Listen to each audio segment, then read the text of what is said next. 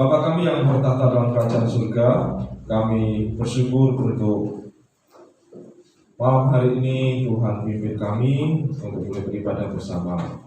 Ya Tuhan, hadirat-Mu kami rasakan Engkau ada di tengah kami. Tuhan telah memberkati kami, bahkan saat ini Tuhan telah menyediakan melengkapi kami dengan firman-Nya. Tuhan, siapkan hati kami, buat hati kami lemah lembut untuk mendengar setiap bagian firman Tuhan yang akan kami terima. Di dalam nama Tuhan Yesus kami bersiap. Haleluya. Amin. Sekarang kembali baru.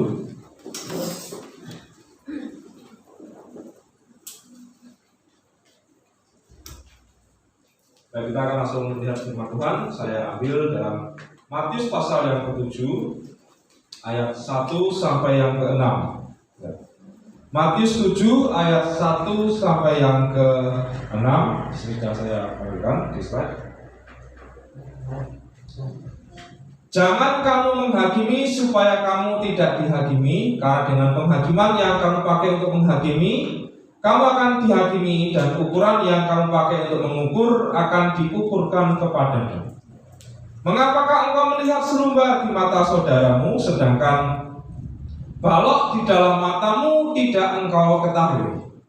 Bagaimanakah engkau dapat berkata kepada saudaramu, biarlah aku mengeluarkan selumbar itu dari matamu, padahal ada balok di dalam matamu? Hai orang munafik, keluarkanlah dahulu balok dari matamu, maka engkau akan melihat dengan jelas untuk mengeluarkan selumbar itu dari mata saudaramu. Jangan kamu memberikan barang yang kudus kepada anjing, dan jangan kamu melemparkan mutiaramu kepada babi, supaya jangan diinjak-injaknya dengan kakinya, lalu ia berbalik mengoyak kamu. Bicara tentang penghakiman, ini yang akan kita lihat bersama-sama Bapak Ibu. Sebelumnya saya ingin kita mendengar salah satu cerita anekdot namanya ya. Anekdot itu cerita humor, tapi ada di sana arahnya pada sindiran ya. Nah, yang paling terkenal di Indonesia itu anekdot dari Gus Dur, presiden keempat di Indonesia ini. Nah, Gus Dur bercerita mengenai ciri negara tertentu berkaitan dengan orang dan cara kerjanya. Ya, negara-negara tertentu di dunia ini berdasarkan cara kerjanya orang itu. Pertama dia cerita, kalau di Afrika itu seperti ini. Orang Afrika itu banyak bekerja, banyak bicara, tapi sedikit bekerja. Banyak bicara, sedikit bekerja. Kemudian kalau orang Amerika, wah ini orang Amerika ini seimbang. Banyak bicara, juga banyak bekerja. Jadi sambil bekerja ngobrol, banyak bicara tapi juga sumber dengan pekerjaannya juga banyak.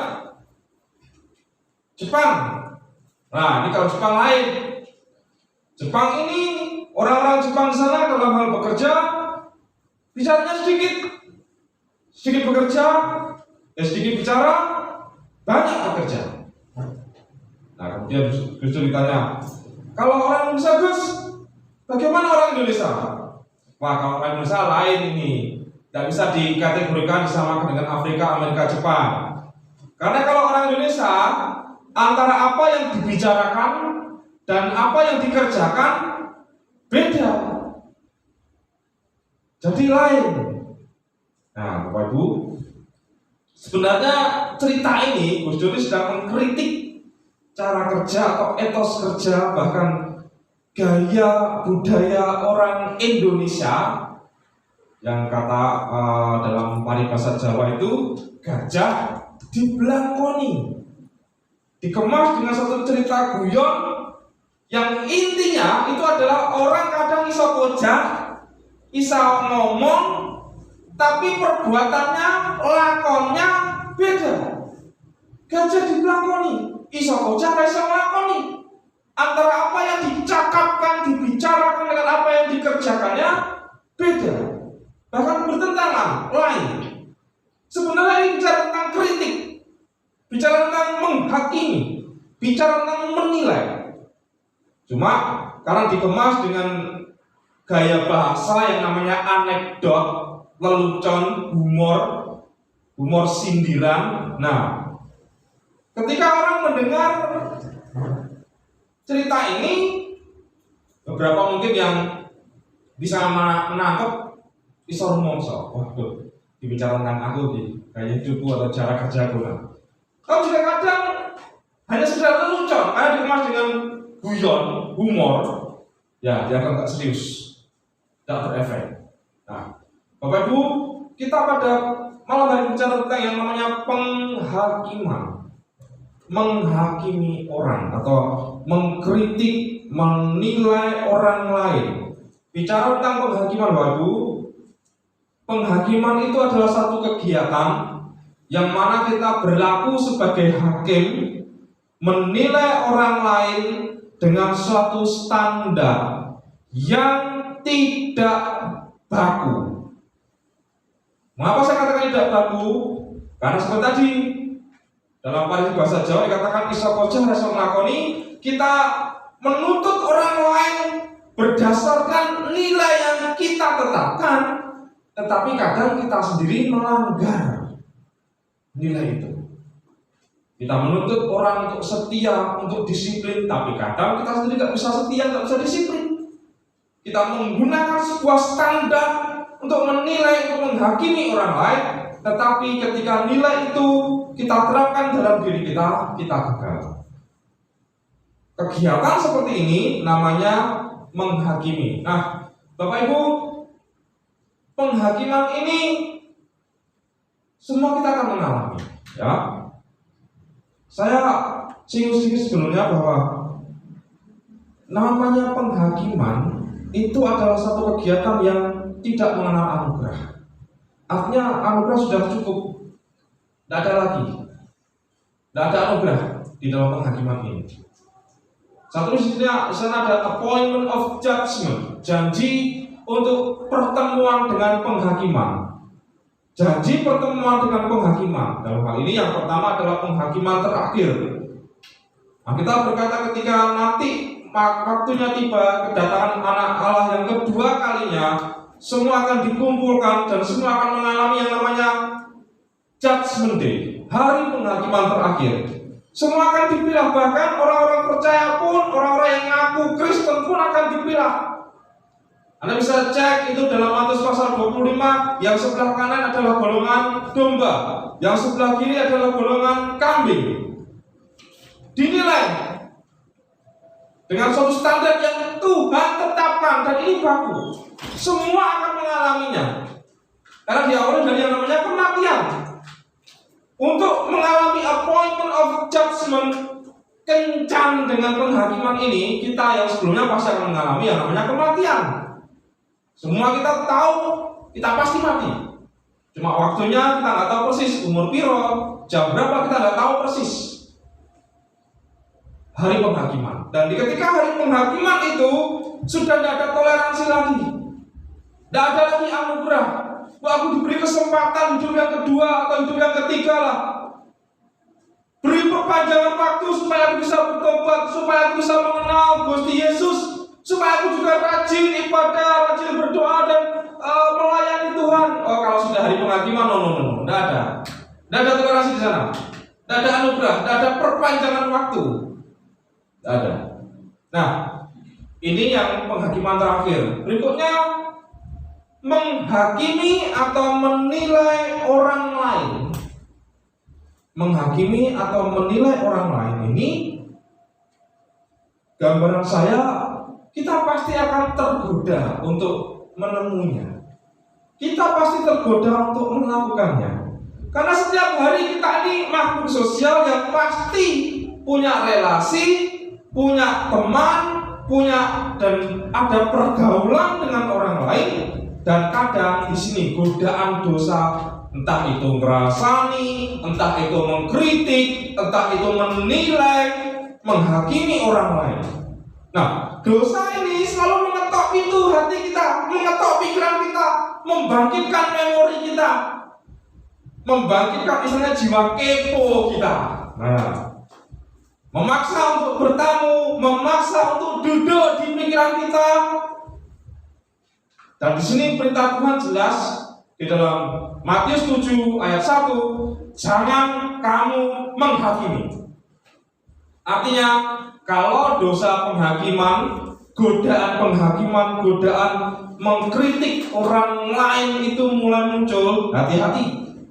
Kalau bisa jangan ladeni, jangan bukakan pintu, jangan biarkan dia duduk di rumah hatimu, di dalam pikiranmu berkeliaran menggoda kamu.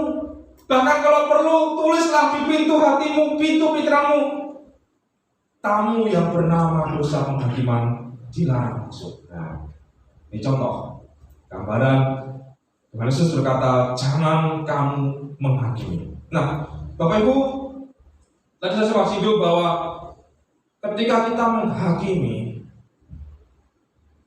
tidak ada anugerah di sana.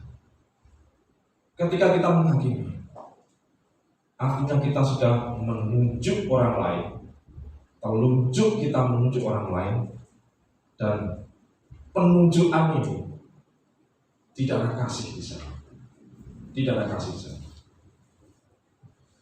Dan karena namanya penghakiman ini sifatnya pasti mengikat dan memaksa, sama seperti ketika di meja hijau di ruang pengadilan, semua yang duduk di kursi terdakwa mau gak mau pasti akan harus menerima.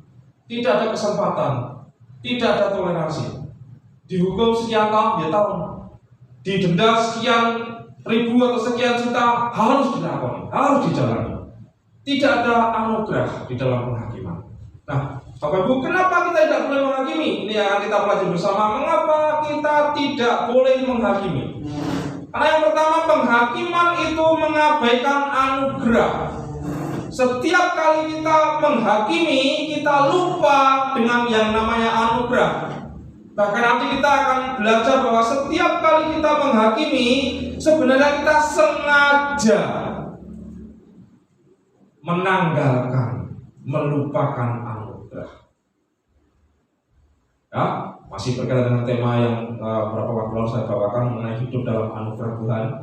Kenapa yang namanya dosa penghakiman ini juga tidak ada tempat dalam kerajaan anugerah Allah?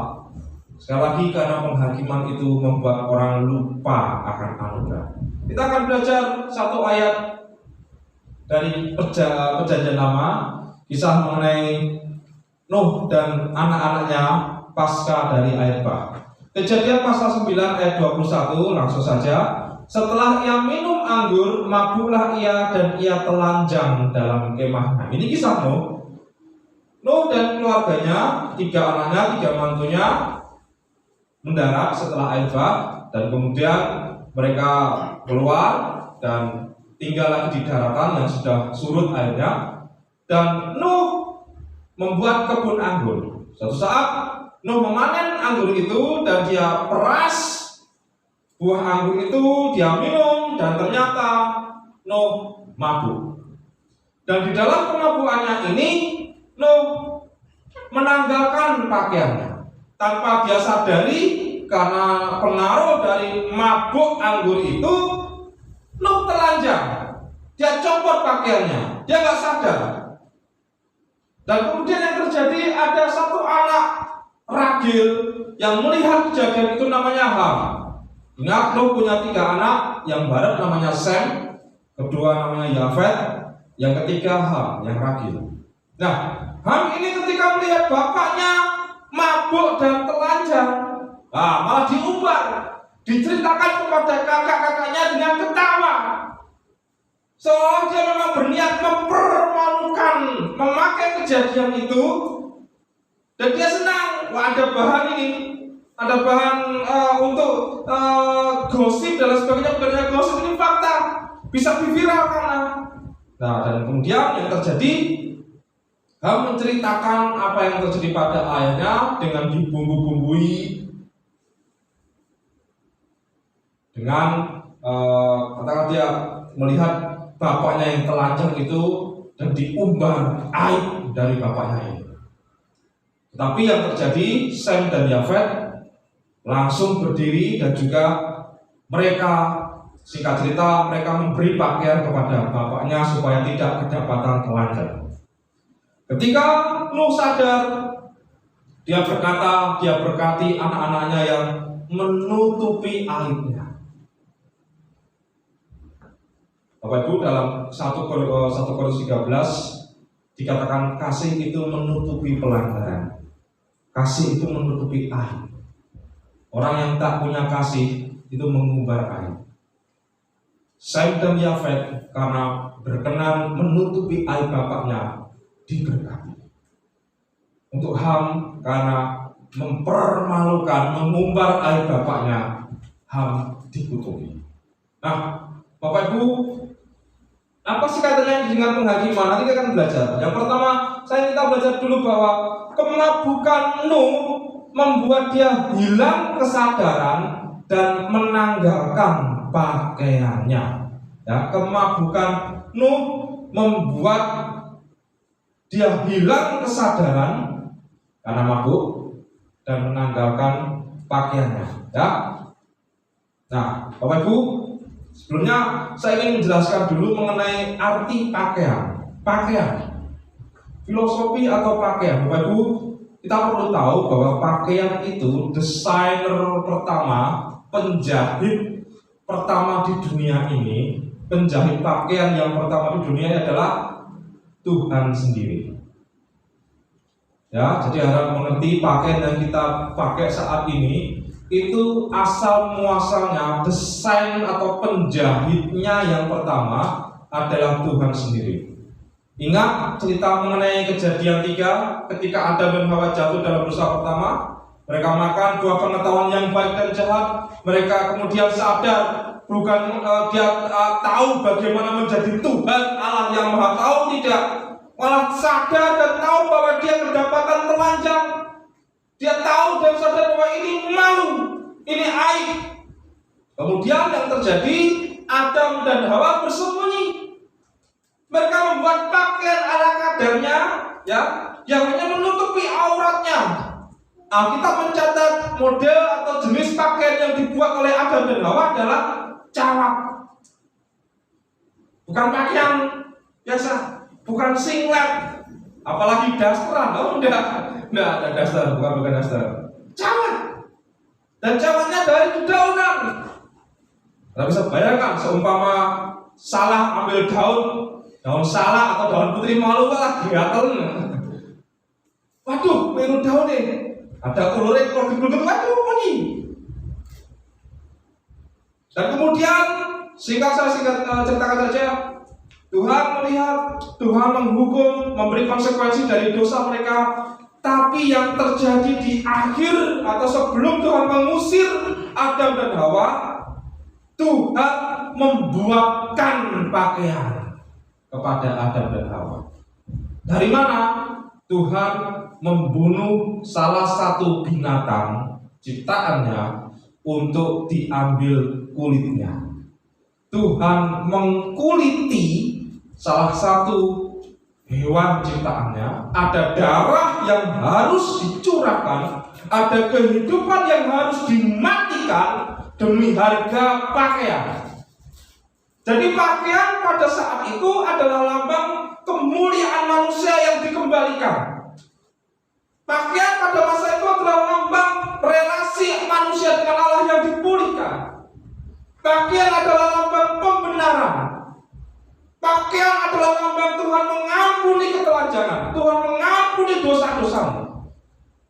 Karena harga pakaian pada saat itu adalah darah. Darah ya. Dan ini merupakan gambaran, ini merupakan lambang keselamatan yang kita terima. Bapak Ibu, Anda bisa baca di kitab Wahyu. Salah satu lambang berkat keselamatan itu adalah, dan kamu akan menerima jubah, kamu akan menerima pakaian.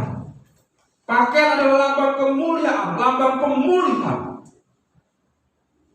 Ini filosofi asal muasal pakaian. Nah, Nuh yang mabuk, dia nggak sadar, dia menanggalkan pakaiannya. Dosa ini, dosa kemabukan ini membuat Nuh nggak waras lagi, sehingga pakaian yang merupakan lambang dia dikasihi Tuhan, Pakaian yang merupakan lambang dia dimuliakan Tuhan. Pakaian yang merupakan lambang dia dibenarkan, dia dianugerahi Tuhan, ditanggalkan. Dosa membuat Nuh lupa, gak sadar akan anugerah. Nah, Bapak Ibu, kemudian datanglah Ham yang menghakimi orang mabuk. Dan ternyata di dalam kisah menghakimi orang mabuk ini, menghakimi bapaknya sendiri, dia pun juga, saya tulis di sana, mabuk dengan kebenarannya sendiri. Dia rumongso lebih benar dari bapaknya. Bapak Ibu, ini yang terjadi. Nuh berdosa karena kemabukannya, dia hilang kesadarannya dan menanggalkan pakaiannya. Sedangkan Ham berdosa karena dia mengumbar aib ayahnya dan menunjukkan bahwa dia tidak mengasihi keluarganya. Sama-sama berdosa, tetapi di mata Ham dia juga mabuk. Kalau Nuh jelas mabuk anggur. Tapi kalau Ham, dia mabuk merasa benar. Loh, aku nanya pun apa kok? Jotos bapakku enggak. Aku enggak ngapa-ngapain bapak, aku cuma menceritakan kejadian sebenarnya. Dia merasa dengan sikapnya itu dia benar. Nah, bukankah ini dia mabuk dengan kebenarannya sendiri? Angel kadang enggak sadar, enggak nyambung kalau dijak diskusi. Nah, jadi khas orang yang menghakimi seperti itu, merasa benar dan susah untuk diarahkan. Bapak Ibu, sebenarnya Nuh dan Ham sama-sama berdosa. Cuma karena dosa penghakiman, Ham merasa lebih benar. Nah, inilah yang menjadi alasan mengapa kita dilarang menghakimi. Karena penghakiman itu membuat kita mabuk dengan ego kita sendiri. Setiap kali kita menghakimi, setiap kali kita menyerang orang lain dengan kritikan kita, selalu kita pasti akan merasa lebih benar. Pasti. Dan kita lupa akan anugerah. Bapak Ibu, Matius 7 ayat 3-5 dikatakan, "Mengapakah engkau melihat selumbar di mata saudaramu, sedangkan bolok di dalam matamu tidak engkau ketahui? Bagaimanakah engkau dapat berkata kepada saudaramu, biarlah aku mengeluarkan selumbar itu dari matamu, padahal ada balok di dalam matamu? Hai orang munafik, keluarkan dahulu balok dari matamu, maka engkau akan melihat dengan jelas untuk mengeluarkan selumbar itu dari mata saudaramu." Tuhan Yesus juga memakai anekdot, cerita lucu untuk menjelaskan gambaran tentang penghakiman. Betapa enggak warasnya dosa penghakiman ini. Kalau kita ngomong orang mabuk itu dosa, mendem gak sadar itu dosa. Orang yang menghakimi orang lain itu sejenis, sama, setara. Karena kalau yang mabuk itu mabuk oleh minuman keras, penghakiman ini mabuk dengan rumongso bener. Padahal sama-sama gak bener, bahkan lebih gak bener. Karena dijelaskan di sini seperti gambaran orang yang mencoba menolong orang lain yang, bahasa Jawa kita ngomong kelilipan. Ya, selumbar itu debu kecil dari serat kayu. Kalau kita pernah lihat orang tukang kayu nyerut kayu itu, serot itu, ada debu-debu kecil yang keluar. Itu namanya selumbar. Ya, kalau yang agak tipis jatuh di tanah itu kan potongan-potongan dari serutan. Tapi kalau yang partikel-partikel kecil yang terlempar keluar kecil banget itu selumbar. Dan dalam kasus ini kalau selumbar guyonan membuat anekdot cerita lucu, kamu melihat ada orang yang kelilipan dengan selumbar.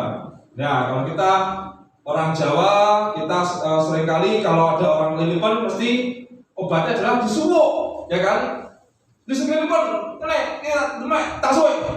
Nah, gitu. Kelilipan. Nah, dalam kasus ini Tuhan Yesus menjelaskan ini seperti kisahnya mencoba menolong orang lain yang kelilipan, ada selumbar di mata saudaramu dan kamu berusaha menolongnya, padahal ada balok di dalam matamu.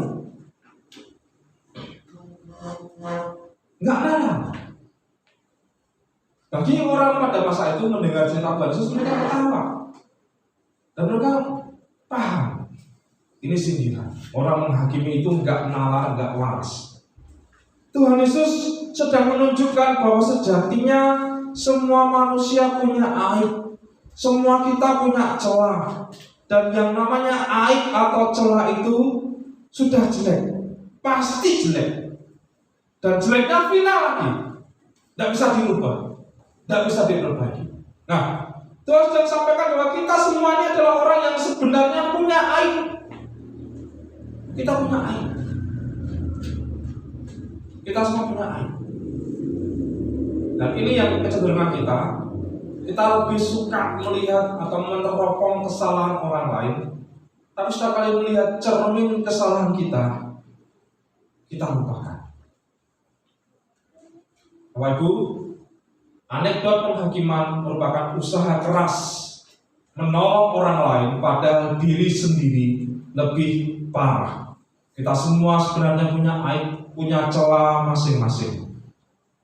Tetapi kita selalu saja tergoda untuk menghakimi, mengkritik orang lain. Jika kita menghakimi orang lain, maka kita tidak ada waktu, tidak ada tempat untuk mengasihi. Sama juga kalau kita menghakimi orang lain, saat itu pula kita lupa dengan yang namanya anugerah. Kita lupa dengan yang namanya anugerah. Bapak Ibu, Anda mungkin dan pasti salah, tetapi saya tidak lebih benar. Ketika kita mengerti kata-kata ini tanda bahwa kita hidup dalam anugerah. Karena seringkali kita hanya menuduh, Anda pasti salah, Anda salah, Anda salah, Anda salah, kabeh salah. Nah, tangan duting-duting inilah keahlian kita. Tapi kata-kata yang terakhir berat untuk dikatakan, tetapi aku tidak lebih benar. Artinya apa? Sama-sama salahnya, sama-sama nggak benernya. Podo-podo salah kok nyala-nyala. Nah itu bos. Sejatinya seperti itu. Bapak Ibu saudara sekalian, sekali lagi kita selalu tergoda untuk menghakimi orang lain. Kadang saya sendiri juga tergoda Bapak Ibu. Sebagai gembala, sebagai pendeta, terlebih sekarang itu percaya sebagai sinode, kadang godaan untuk menghakimi gereja lain, menghakimi pendeta lain itu wah kenceng Bapak Ibu. Melihat pendeta sing watos, alot, dikandani wangel, ngeyel, nggak pernah berkontribusi, nggak pernah peduli dengan yang lain, pengennya dibantu terus, nggak pernah bantu. Nah itu kadang gregetan juga. Saya ingat pada waktu pentabisan pemilihan MU kemarin, di akhir sesi MU itu ada perjamuan kudus. Saya biasanya soal perjamuan kudus nggak pernah perhatikan ayatnya, karena prosesinya lama, prokes dan sebagainya harus keliling banyak. Sambil iseng saya lihat perjamuan ayatnya apa, sana tertulis hendaklah kamu murah hati, sama seperti Bapamu murah hati. Nah, waduh iki. Nah, dari situ saya belajar bagaimana bersifat dan bersikap mengasihi, toleran dengan yang lain. Karena yang membedakan saya dengan yang lain itu hanya satu ternyata, anugerah Tuhan, porsinya. Kalau saya sampai katakan bahwa aku taat kok, aku setia kok, Anda bisa cek di data yang ada, aku kedapatan tak bersalah. Nah, ketika saya sampai ngomong seperti itu, ternyata saya ada dalam kemabukan ego dan kesombongan saya. Semakin dalam mengalami dan mengenal Tuhan, semakin menyadari bahwa sejatinya yang membedakan itu hanya anugerah. Dan kalau hanya anugerah, kita apa yang bisa kita banggakan? Bisa pintar, bisa diberkati, bisa melayani, bahkan bisa taat, bisa murah hati, bisa memberi, berbagi, itu juga karena Tuhan berikan anugerah. Itu karena anugerah. Dan kalau orang lain kok kan beda ya, gereja kayak beda, pendeta kayak beda, paling ora tau ngekei, perpuluhan ora tau, gerejane ya semono-mono wae, hidup segan mati pun tak mau. Nah, godaan-godaan untuk menghakimi, mengkritik yang lain, itu menyadarkan saya kembali, yang membedakan itu hanya anugerah. Kalau bisa seperti ini, itu karena Tuhan bermurah hati, bukan karena hebat kita, bukan karena hebat saya, tetapi kembali karena anugerah Tuhan. Bapak Ibu Saudara sekalian, Anda mungkin pasti salah, tetapi saya tidak lebih benar. Setiap kali kita menghakimi, artinya kita melupakan anugerah. Berikutnya kita melihat ayat yang ke-6. Jangan kamu memberikan barang yang kudus kepada anjing, dan jangan kamu melemparkan mutiaramu kepada babi, supaya jangan diinjak-injaknya dengan kakinya, lalu ia berbalik mengoyak kamu.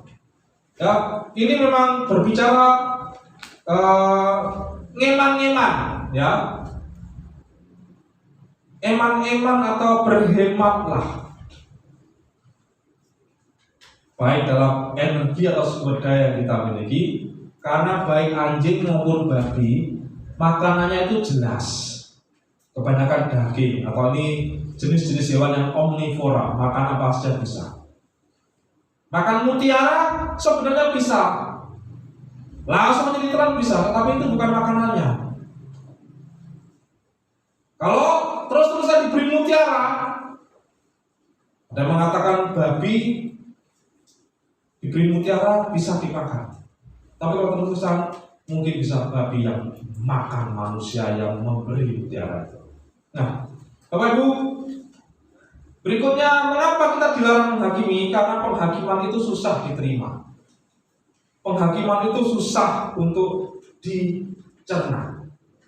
Ya, Tuhan Yesus ajarkan sikap yang tepat supaya kita punya perhitungan, kita punya hikmat.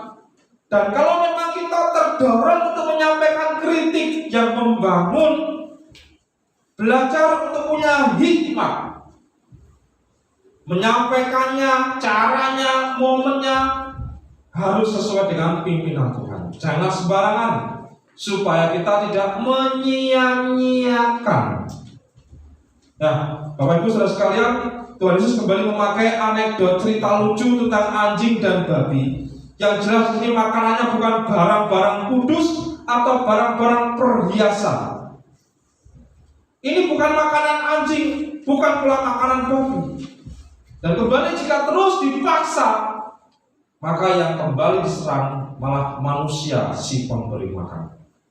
Bapak Ibu, tidak mudah untuk menerima kritik. Kritik itu susah dicerna.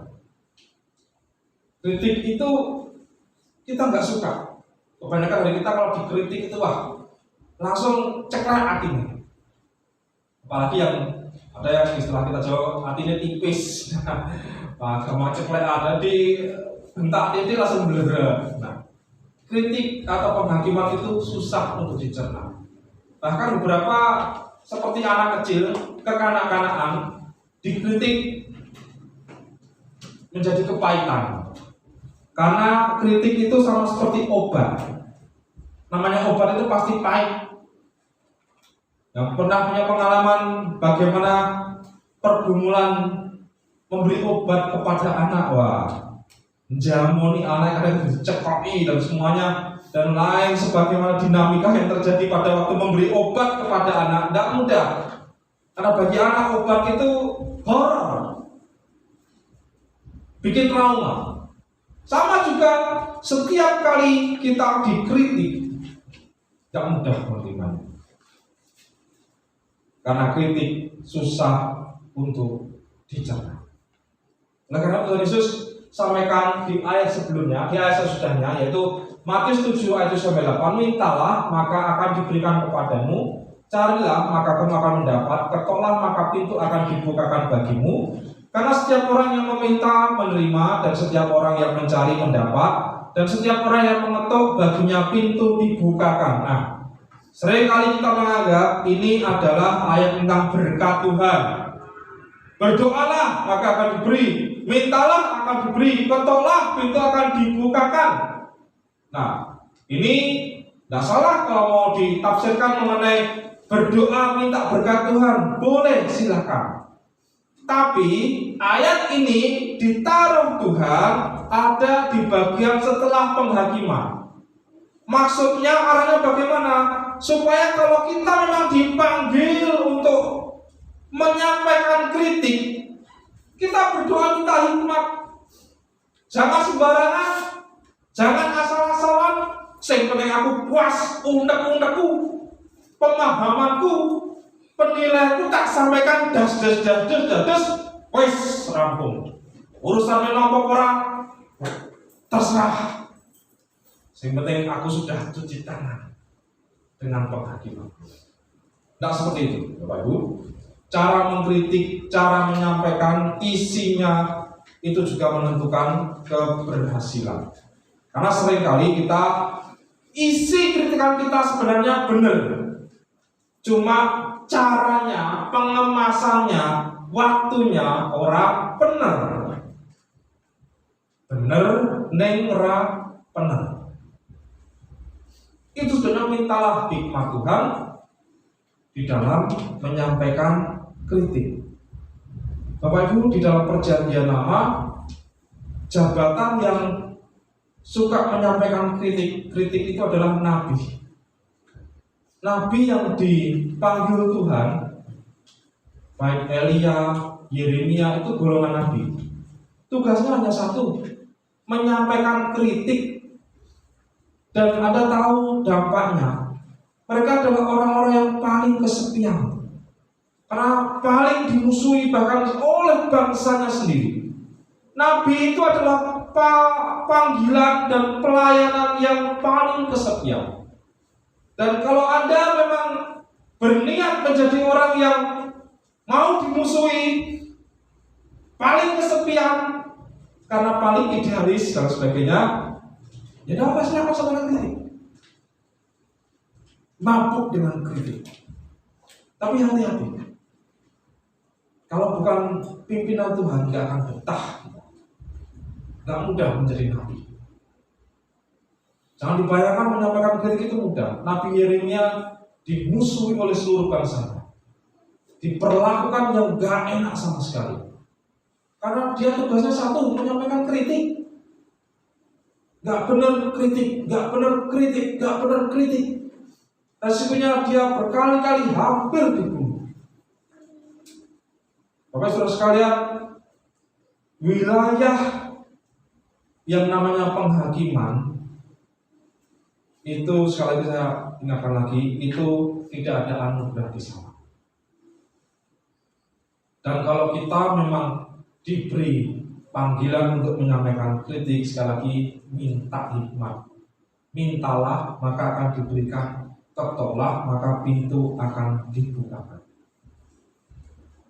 Cuma memang lebih banyak penghakiman atau kritikan itu menjadi sarana dosa untuk merusak relasi, membuat dosa baru, tidak menyadari Tuhan, tidak menyadari anugerah Tuhan, bahkan bersifat kasar kepada orang lain. Jikalau kita mengaku beragama, bertuhan, beribadah, tetapi kalau hati dan sikap kita ini kasar, menyerang orang lain, maka sejatinya yang kita sembah bukan Tuhan. Yang kita sembah adalah ego yang kita tuhankan.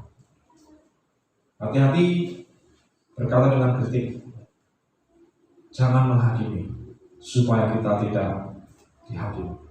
Tuhan Yesus memberkati. Amin. Kita kepala, kita berdoa. Bapa kami yang di surga, kami bersyukur padamu untuk kesempatan malam hari ini. Tuhan pimpin, Tuhan berkati hati kami semua. Setiap kali kami mendengar firman Tuhan, terus arahkan hati kami untuk mengalami perubahan. Karena kami sadar di ruangan ini Engkau hadir, Dan Tuhan memimpin hidup kami semakin hari semakin mengalami perubahan. Ampuni jika kecenderungan hati kami yang sering kali mengkritik, menilai, menghakimi orang lain. Ya Tuhan, ya Allah, ampunilah kami.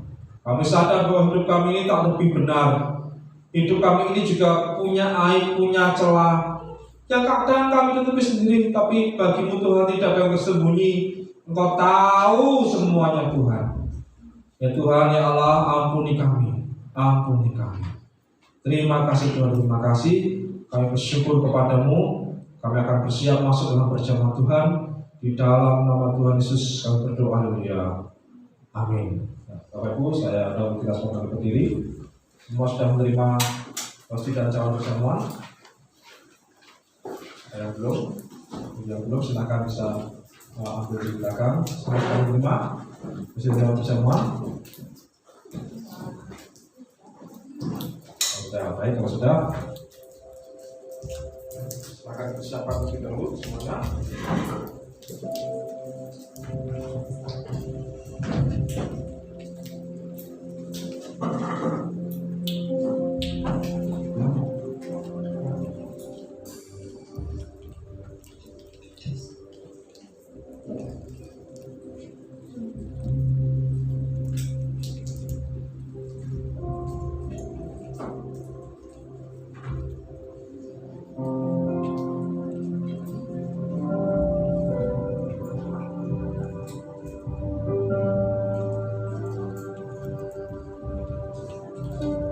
Saudara sekalian, sebelum kita masuk lebih dalam akan perjamuan Tuhan ini,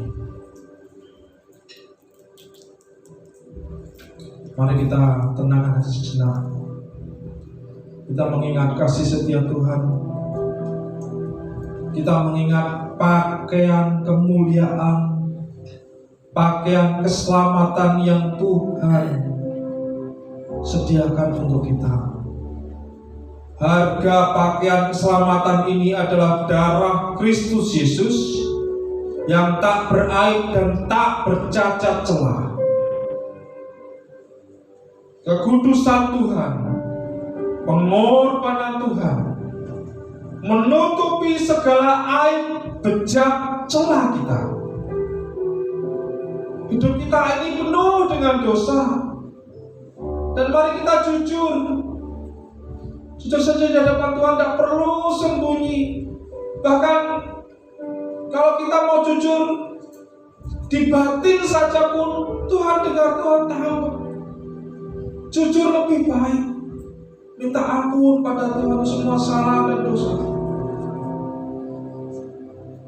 Dan sekali lagi, setiap kali kita mengingat pakaian yang hari ini kita pakai, kita kenakan, ingatlah. Sejak awal pakaian itu ada karena Tuhan. Karena Tuhan bermurah hati kepada kita. Karena Tuhan rindu kita dipulihkan. Kita yang bejat, kita yang bobrok karena dosa kembali dimuliakan oleh pakaian keselamatan darah Kristus Yesus. Mari saya undang untuk kita semua bisa bersyukur untuk anugerah ini, mensyukuri segala kemurahan Tuhan, terlebih mensyukuri keselamatan yang Tuhan sediakan. Ku bersyukur Bapa, ku bersyukur Tuhan.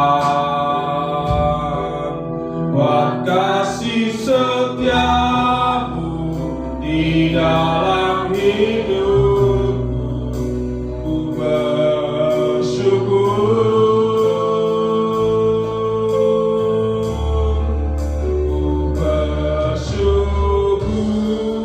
Bapa, ku bersyukur Tuhan, buat kasih setiamu di dalam hidupku. Ku bersyukur, sekali lagi, ku bersyukur Bapa,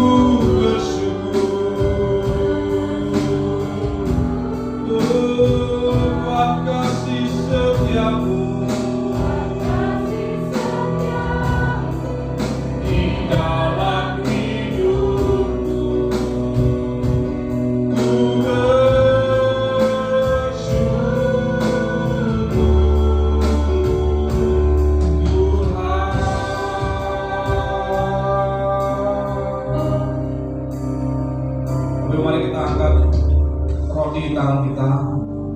Kita bersyukur kepada Tuhan.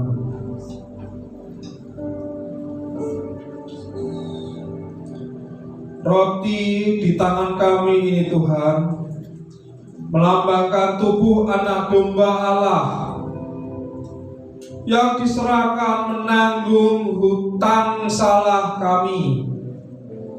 Dan di atas kayu salib Engkau berkata, Tetelestai, sudah genap, sudah tuntas, sudah lunas semua tanggungan dosa-dosa kami. Engkau angkat kami, Engkau pulihkan kami, Engkau tanggung hidup kami, masa lalu kami, masa kini bahkan masa depan, Engkau jamin semuanya. Terima kasih Tuhan untuk tubuh-Mu yang Engkau serahkan. Kami bersyukur kepada-Mu. Dan ketika Yesus dan murid-muridnya sedang makan, Yesus mengambil roti, mengucap berkat, memecah-mecahkannya, lalu memberikannya kepada mereka dan berkata, ambillah, inilah tubuhku. Mari kita makan dalam nama Tuhan Yesus.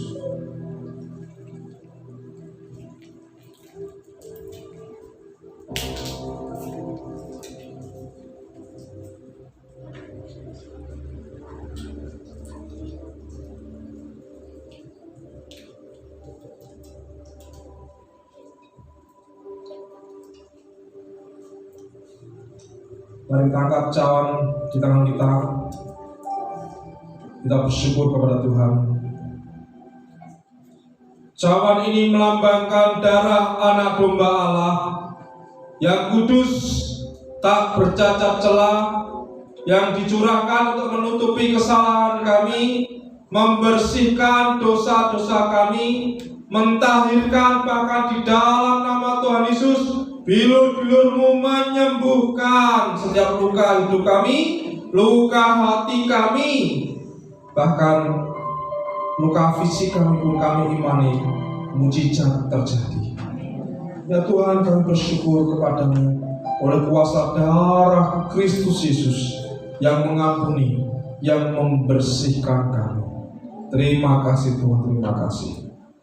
Sesudah itu Ia mengambil cawan, mengucap syukur, lalu memberikannya kepada mereka dan berkata, inilah darahku, darah perjanjian yang ditumpahkan bagi banyak orang. Mari kita minum dalam nama Tuhan Yesus.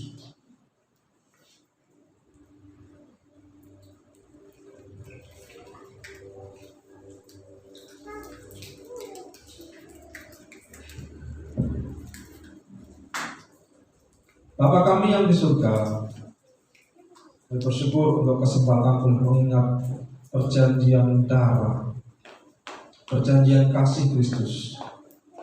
Tuhan telah memuliakan kami, membenarkan kami, menutupi aib celah kami oleh karena kuasa darah Kristus Yesus, kuasa pengorbanan Kristus bagi kami. Terima kasih Tuhan, terima kasih. Biar kami terus mengingat akan kasih setia-Mu ini. Dan Tuhan terus tarik hati kami menghormati Engkau, mengingat akan kasih-Mu ini. Tidak pernah kami melupakan anugerah-Mu Tuhan. Kami terus bawa anugerah-Mu dalam seluruh hidup kami. Dalam nama Tuhan Yesus kami bersyukur. Kami terima kasih. Haleluya. Amin. Silakan kembali.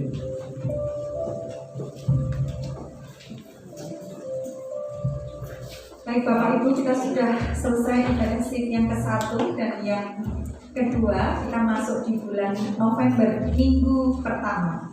Ada warta gereja, terima kasih kepada seluruh jemaat yang sudah setia memberikan persembahan dan persepuluhan. Tuhan Yesus memberkati.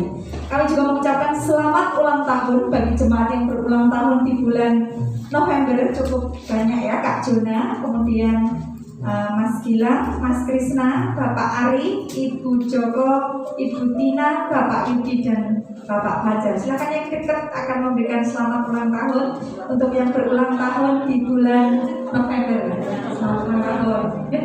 Selamat ulang tahun yang beda November ya. Selamat ulang tahun ya. Baik, terima kasih. Kiranya berkat Tuhan senantiasa melimpah dan kita terus diberkati dan diberikan kesehatan oleh Tuhan ya.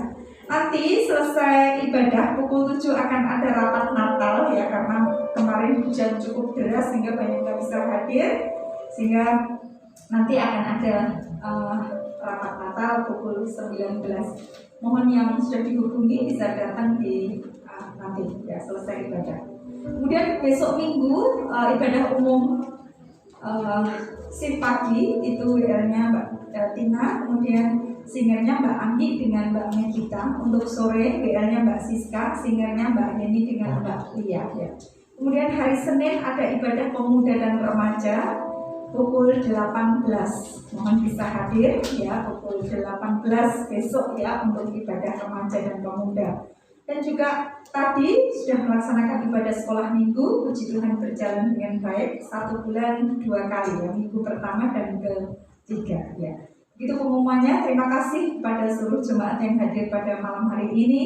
Silakan Bapak Ibu dan saudara semua akan memberikan salam sehat ke kanan kirinya karena tidak boleh berjabat tangan ya. Kita harus tetap dalam prokes, tidak boleh mengabaikan. Kalau mau piknik, mau jalan-jalan, mau kemana ya, jangan lupa tetap membawa sanitizer, membawa masker, karena saya melihat banyak orang sudah abai ya, sehingga banyak orang tidak memakai masker ya.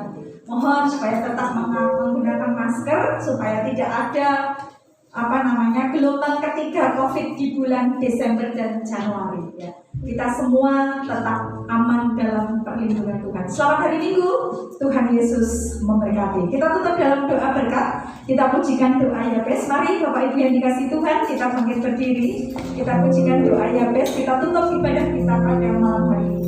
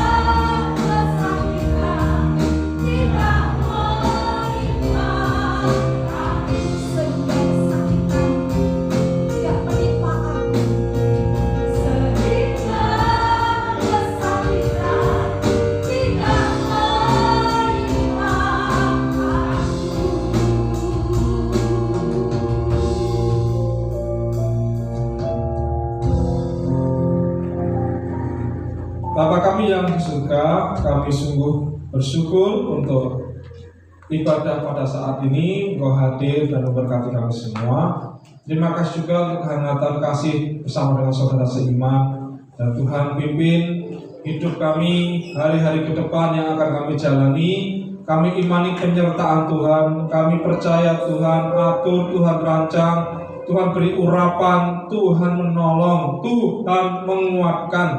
Kami berdoa di dalam nama Tuhan, setiap keluarga demi keluarga diberkati, berkat iman, berkat hikmat, bahkan berkat ekonomi disediakan Tuhan. Pekerjaan, usaha, dagangan diberkati. Apapun yang dilakukan umat-Mu diurapi dengan keberhasilan dan keberuntungan. Tuhan tolong berkat juga yang sakit, sembuhkan dalam nama Tuhan Yesus. Tuhan yang menyatakan mujizat kesembuhan.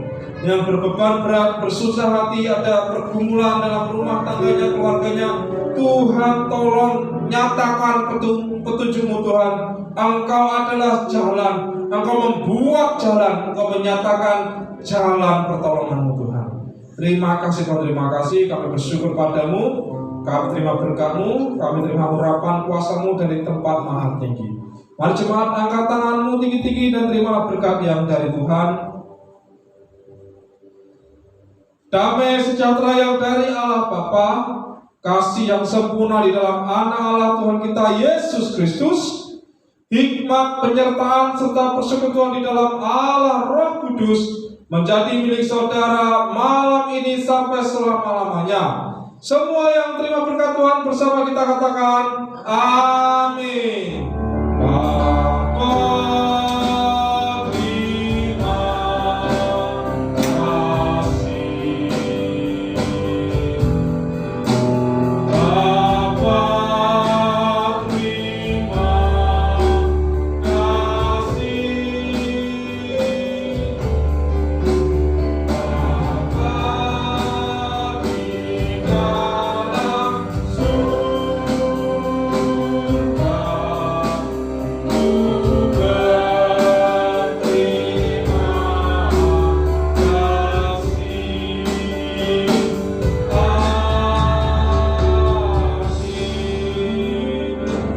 Tuhan Yesus memberkati.